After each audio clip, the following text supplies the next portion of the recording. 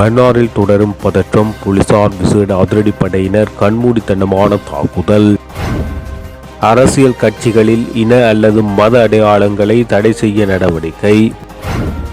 சுனில் வட்டகளவுக்கு எதிராக சட்ட நடவடிக்கை எடுத்துள்ள நாமல் ராஜபக்ச. ஜெனீவாவில் இலங்கையில் வலிந்து காணாமல் ஆக்கப்பட்ட உறவுகள் தொடர்பில் ஆய்வு. பரீட்சை திணைக்களம் வெளியிட்டுள்ள முக்கிய அறிவிப்பு. தையிட்டி திச விகாரை பிரச்சினைக்கு தீர்வு காண எதிர்பார்த்துள்ளோம். கினிதும சுனில். நிகழ்நிலை காப்பு சட்டம் கணிசமான அளவு திருத்தம் செய்யப்படும். பொதுமக்கள் பாதுகாப்பு அமைச்சர். மன்னாரில் காற்றாலைக்கு எதிர்ப்பு தெரிவித்து போராட்டத்தில் ஈடுபட்ட பொதுமக்கள் மீது போலீசார் தாக்குதல் மேற்கொண்டதில் பலர் காயமடைந்து வைத்தியசாலையில் அனுமதிக்கப்பட்டுள்ளனர்.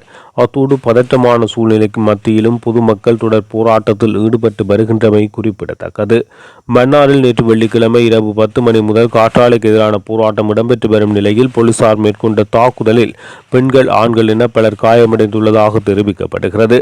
போலீசாரின் பாதுகாப்புடன் மன்னார் நகருக்குள் பல பாரிய வாகனங்களில் காற்றாலை மின் உற்பத்தி கோபுரங்கள் அமைப்பதற்கான உபகரணங்கள் வெள்ளிக்கிழமை இரவு 10 மணி முதல் கொண்டு வரப்பட்டது. இந்த நிலையில் தொடர்ச்சியாக 55 நாட்களுக்கு மேல் போராட்டத்தில் ஈடுபட்டு வரும் போராட்ட குழு, மாவட்ட மக்கள், கத்தோலிக்க அருத்தந்தையர்கள் உள்ளடங்கலாக பல நூற்றுக்கணக்கானவர்கள் ஒன்று கூடி எதிர்ப்பை தெரிவித்தனர். இந்த நிலையில் போலீசார், விசேட அதிரடிப்படையினர் மற்றும் கலகமடக்கும் போலீசார் என பல நூற்றுக்கணக்கானவர்களின் பாதுகாப்புடன் பல வாகனங்களில் காற்றாலை மின்கோபுரம் அமைப்பதற்கான பொருட்கள் மன்னார் நகருக்குள் கொண்டு வரப்பட்டது. இதன்போது போராட்டத்தில் ஈடுபட்ட மக்கள் வீதியை மறைத்து போராட்டத்தை மேற்கொண்டனர். இதன்போது பெண் போலீசார் இல்லாத நிலையில் ஆண் போலீசார் பெண்கள் மீது கடுமையான தாக்குதலை மேற்கொண்டனர். மேலும் அங்கிருந்து அருத்தந்தையர்கள் உள்ளடங்கலாக அனைவர் மீதும் போலீசார் கண்மூடித்தனமான தாக்குதலை மேற்கொண்டதோடு தேவையற்ற வார்த்தை பிரயோகங்களையும் பயன்படுத்தியதாகவும், இதனால் தற்போது குறித்த பகுதியில் பதற்ற சூழ்நிலை ஏற்பட்டுள்ளது. காயப்பட்டவர்கள் நோயாளர் வாகனம் மூலம் மன்னார் மாவட்ட பொது வைத்தியசாலையில் அனுமதிக்கப்பட்டுள்ளனர். தற்போது வரை பதற்ற நிலை ஏற்பட்டுள்ளதாகவும் தொடர்ந்து மக்கள் போராட்டத்தை முன்னெடுத்து வருகின்றமையும் குறிப்பிடத்தக்கது.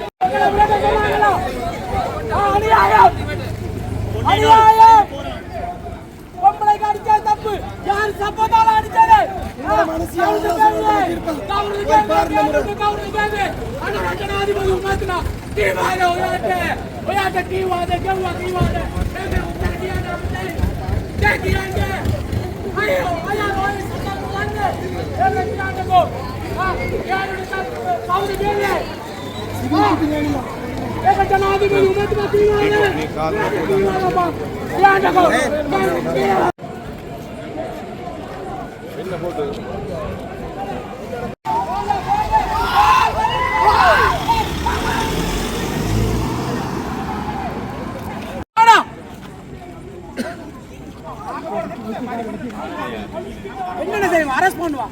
என்ன செய்வான்? அப்படிக்கா பாத்துல சுவாமி தூக்கிட்டு போறாங்க.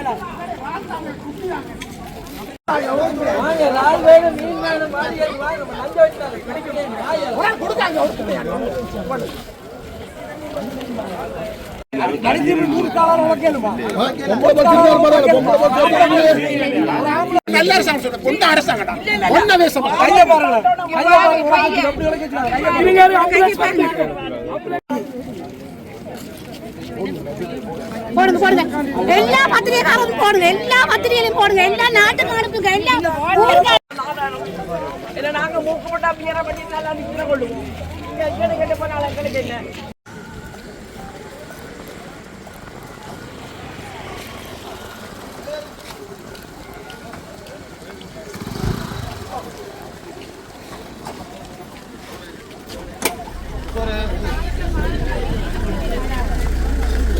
கொஞ்சம் இறங்க.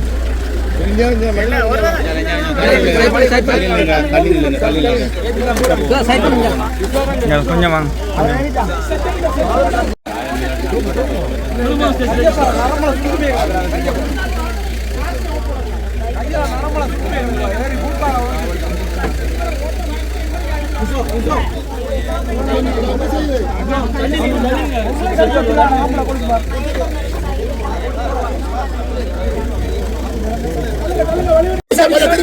திரும்ப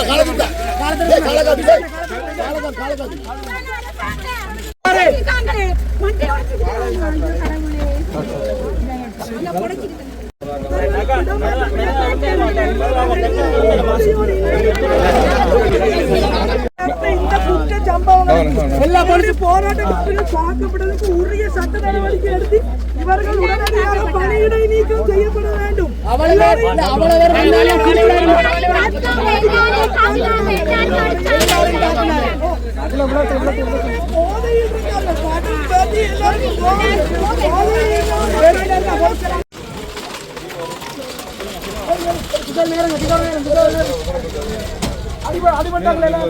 அடிப்பட்டாங்க எல்லாரும் ஏறுங்க.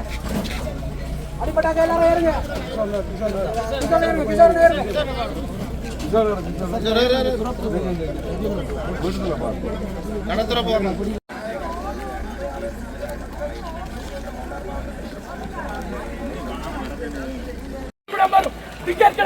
மன்னார் மாவட்டத்தை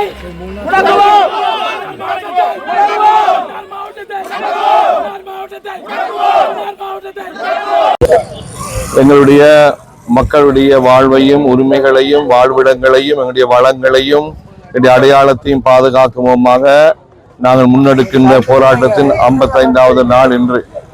இன்றைய நாளிலே எங்களுடைய ஜனாதிபதி வாக்களித்ததன்படி நாங்கள் 30 நாட்கள் காத்திருந்தோம். எங்களுக்கு மக்களுக்கு சார்பான முடிவுகள் வரும் என்று.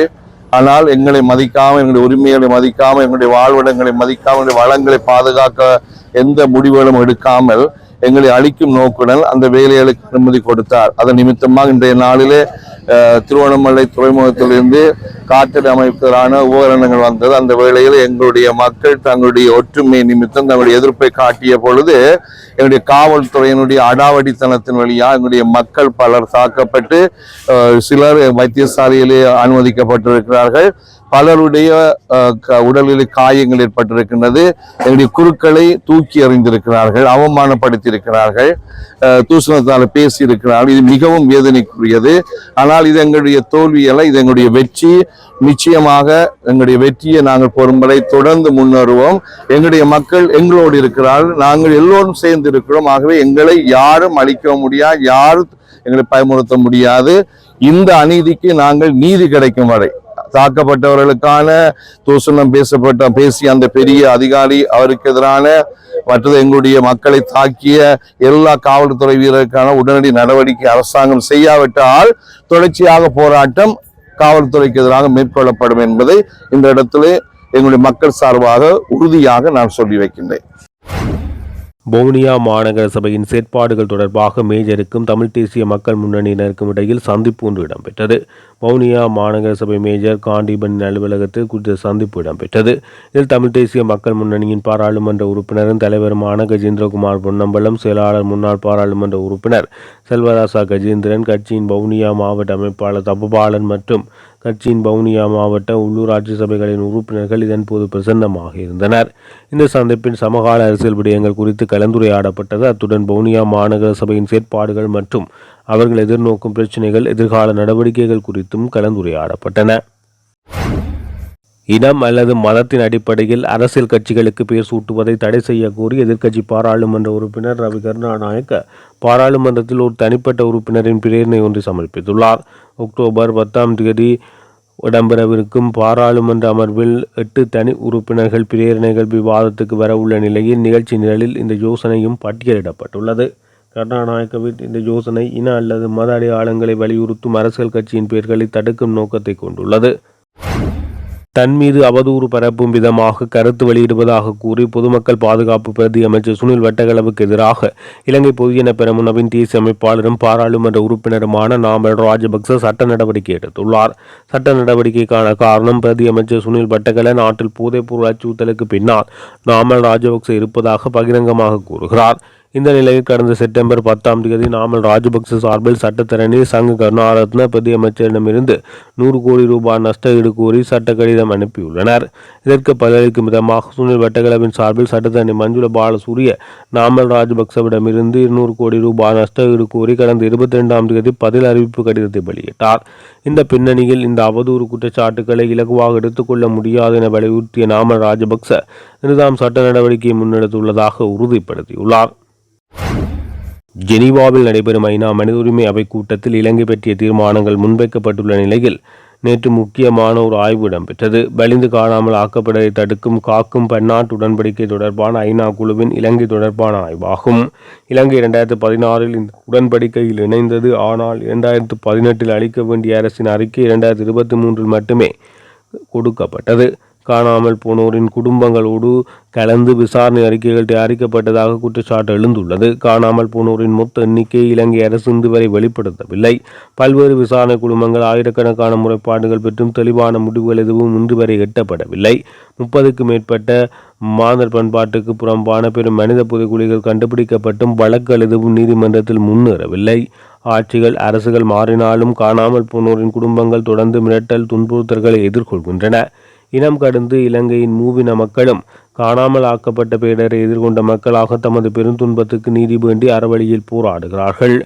இலங்கையின் அரசு சட்டத்திரணி பொது செயலகம் காணாமல் ஆக்கப்பட்ட உறவினர்கள் முறையிட்ட வழக்குகளை முன்னெடுக்காமல் குற்றவாளிகளை பாதுகாக்கும் நிலை நீண்ட காலமாக தொடர்வதாக தெரிவிக்கப்படுகிறது. இந்த ஆண்டு நடைபெறும் பன்னாட்டு மன்றத்தின் ஆய்வு இலங்கையின் புதிய அரசுக்கு பழைய மறுப்பு போக்கிலிருந்து விலகி உண்மையை ஒப்புக்கொண்டு மாந்தர் பேரன்பு அடிப்படையில் இடர்களுக்கு அறத்துடன் செயற்பட வழிவகுக்கிறது. இலங்கையின் வரி வருமானம் இந்த காலத்தின் இதுவரையான காலப்பகுதியில் 3400 பில்லியன் ரூபாவை எட்டியுள்ளதாக தகவல்கள் வெளியாகியுள்ளது. குறித்த விடயத்தை பொருளாதார பிரதி அமைச்சர் அனில் ஜெயந்த பெர்னாண்டோ தெரிவித்துள்ளார். அதே நேரத்தில் முதன்மை இருப்பு ஆண்டு இருப்பை விட 200 பில்லியன் ரூபாய் கடந்துள்ளதாக அவர் குறிப்பிட்டுள்ளார். அதுடன் உள்நாட்டு இறைவரி திணைக்களம் 1545 பில்லியன் ரூபாயை வசூலித்ததுடன் இலக்கில் 103% அடைந்துள்ளதாக அவர் தெரிவித்துள்ளார். அதே நேரம் இலங்கை சுங்க திணைக்களம் 1679 பில்லியனை வசூலித்து இலக்கில் 113% அடைந்துள்ளதாக சுட்டிக்காட்டினார். அதுடன் மதுவரி திணைக்களம் 176 பில்லியன் ரூபாவை வசூலித்து செப்டம்பர் 23 இலக்கில் 103% அடைந்துள்ளதாக பிரதி அமைச்சர் சுட்டிக்காட்டியுள்ளார். 2025 கல்வி பொதுத்தராதர உயர்தர பரீட்சையின் செய்முறை பரீட்சை குழு பரீட்சகர்களை தெரிவு செய்வதற்கான நிகழ்நிலையில் விண்ணப்பம் கூறப்பட்டுள்ளது. இது தொடர்பான அறிவிப்பை பரீட்சை திணைக்களம் வெளியிட்டுள்ளது. இதன்படி குறித்த விண்ணப்பங்கள் 2025 செப்டம்பர் மாதம் 25 தொடக்கம் 2025 அக்டோபர் மாதம் 7 வரை நிகழ்நிலையில் ஏற்றுக்கொள்ளப்படும் என தெரிவிக்கப்பட்டுள்ளது. பரீட்சை திணைக்களத்தின் உத்தியோகபூர்வ இணையதளமான www.doonets.lk https e-service-exam.gov.lk பிரக்டிக்கல் இணைப்பினூடாக பிரவேசித்து நிகழ்நிலையில் விண்ணப்பத்தை சமர்ப்பிக்க முடியும். இது தொடர்பாக ஏதேனும் மேலதிக தகவல்கள் வேண்டுமாயின் பின்வரும் தொலைபேசி எண்கள் ஊடாக அல்லது மின்னஞ்சல் முகவரி ஊடாக தொடர்பு கொள்ள முடியும் என தெரிவிக்கப்பட்டுள்ளது. 0112784208 011278445537 ஆகிய தொலைபேசி இலக்கங்கள் பயன்படுத்தப்படும் என தெரிவிக்கப்பட்டுள்ளது.